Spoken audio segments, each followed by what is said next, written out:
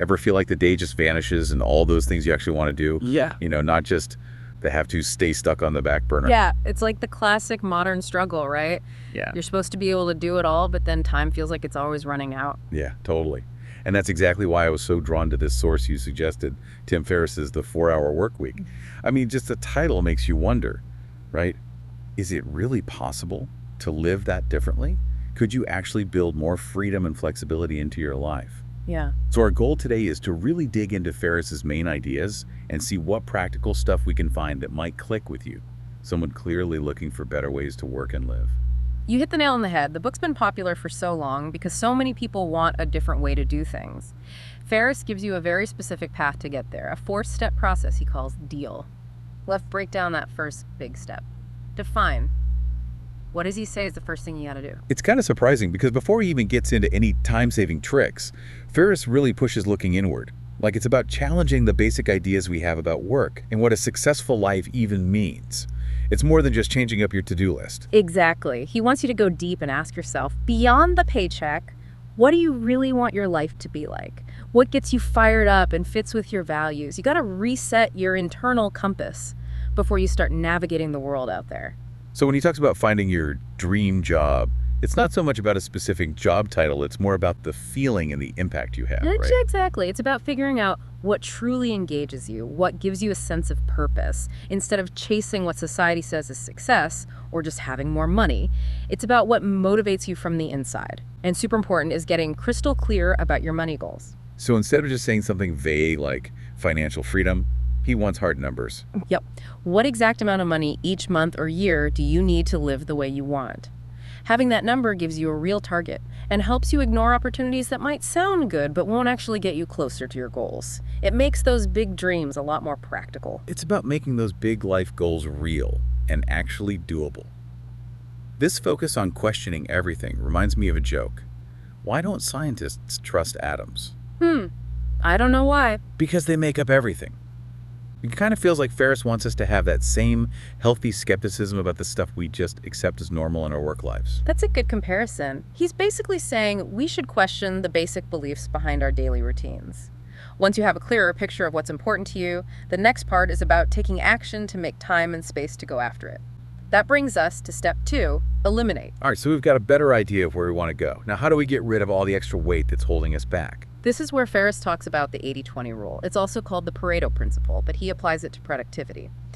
The basic idea, as you probably know, is that about 80% of the results you want come from just 20% of your work. That idea is exciting, but also kind of scary. So the key is to really focus on that powerful 20%. Exactly. If you can figure out what tasks and activities get you the most progress towards your goals, you can put your limited time and energy there and start cutting out the stuff that takes a lot of time but doesn't really get you anywhere. That sounds a lot easier than it actually is. How do you actually figure out and then get rid of those less important activities? Ferriss has a few practical ideas. One is to ask yourself, if I could only do 3 things today, what would make the biggest difference? That often helps you see your 20%. Another, to track your time carefully for a week or 2 and see where it's going, and find the things that suck up your time but don't give you much back. Then it takes guts to actually stop doing those things. Delegation is also huge. Giving tasks to other people who can do them well frees you up to focus on the important stuff. And lastly, automation is key, using systems and technology to do repetitive tasks without you. You also mentioned some productivity tricks that can help with getting rid of stuff, right? Absolutely. He likes the Pomodoro technique to stay focused when you're working on your 20%. He talks about Parkinson's law, which says that work expands to fill the time you give it, so you should set shorter deadlines to keep things moving. And he's all about building good time management habits. And technology seems really important for the eliminate step, especially for automation. Totally crucial. Ferriss says you should use technology as much as possible to automate things you do over and over. He gives examples like setting up automatic email replies, using systems that send invoices automatically, and even scheduling social media posts in advance. That frees up a ton of time and energy that you can use for more important things. It's about finding those little bits of free time that can add up to something bigger. It reminds me of a kind of silly joke. What do you call a lazy kangaroo? I'm curious. A pouch potato? This is like saying you got to stop being lazy in your work life, I guess. So after you've figured out your goals and gotten rid of unnecessary stuff, the next step in Ferriss's plan is to build systems that work for you. That brings us to step 3. Automate. This sounds like the secret to actually getting that 4-hour work week. Mhm. What's the main idea here? Basically, you want to build ways to make money that don't need you to be involved all the time. Ferriss calls this creating a muse. It's basically a business or system that runs mostly on its own and makes you money passively or semi-passively. And he thinks online businesses are perfect for this kind of automation and growth, right? Yeah, he really likes the online model because you can automate so many things like sales, marketing, customer service, and even delivery. Plus, it's cheaper to run and you can reach people all over the world so it can grow really fast. Can you give us some real examples of these automated online ways to make money that Ferriss talks about? Sure, a classic example is making and selling digital products like ebooks, online courses, or templates that people can download. Once you create them, selling and delivering them can be almost completely automated through online platforms. Automated webinars where people watch pre-recorded videos on a schedule are another good strategy. And then there's e-commerce where you can build an online store and automate things like processing orders, taking payments, and even shipping by outsourcing it. So the goal is to have a business that basically runs itself and makes money without you having to manage it every day. Exactly. You want a system that leaves as little work from you as possible while still bringing in money consistently. That gives you more freedom to choose where you work and when you work. It's about building leverage and having a business that can succeed on its own. This makes me think of another joke.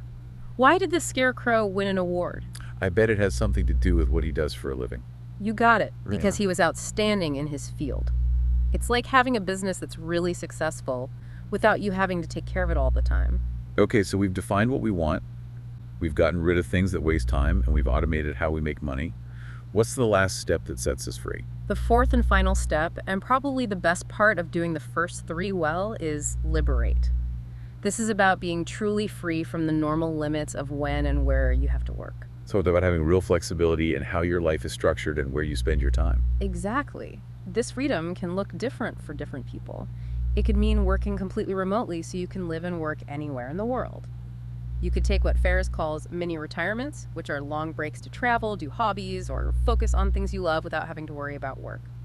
It could also mean doing freelance work so you have more control over your schedule, or even building multiple automated income streams that together give you the lifestyle you want. So the big idea that connects all of this is taking back control of our most valuable and limited resource, time. Exactly. It's about designing a life that fits your values and what you want to achieve, instead of being stuck in the traditional way of working where you have to spend a lot of time at work even if you're not getting much done. This idea of breaking free from the traditional path makes me think of something kind of philosophical. Parallel lines have so much in common. What about them? It's a shame they'll never meet. Feels like Ferriss is encouraging us to get off the predictable parallel lines of a normal job and create our own, maybe more unique path. That's a really smart comparison. He definitely wants us to go in a different direction than what everyone else is doing. So basically, the 4-hour work week is a totally different way of thinking about how we live and how we make money. Definitely. It makes us question a lot of the things we've always believed about working all the time and what it means to be successful and happy. But he doesn't make it sound like some magic solution that happens overnight, right? It sounds like actually doing these things takes a lot of work and creativity. Yeah. While the idea of working way less is really attractive, Ferriss is clear that actually doing it takes a lot of guts, creativity, and hustle. It's not something that just happens. You have to actively change big parts of your life and how you work. So for someone listening who thinks this is interesting, the book is really the best place to start learning more about these ideas and how to use them. For sure. We've given a general overview of the DEAL framework, but the book goes into way more detail about specific strategies, tools, and tactics for each step. It's full of practical advice you can actually use. This has been a really interesting look at some ideas that could seriously change people's lives. It definitely gives you a lot to think about. It does. It makes you think about what's truly important and what's possible. So for you listening, here's something to consider. Think of one specific task in your work or personal life that you could try to completely get rid of or start automating in some small way starting right now. How much of a difference even a small change could make in your free time and energy? Sometimes those small steps can build up to something bigger and open up possibilities you never even thought about. I think that's great advice for everyone. Thanks so much for taking this deep dive with me. It's been a pleasure. I always learn something new from these conversations. Me too. And to all our listeners out there, keep learning, keep exploring, and keep pushing the boundaries of what you think is possible. See you next time. See you then.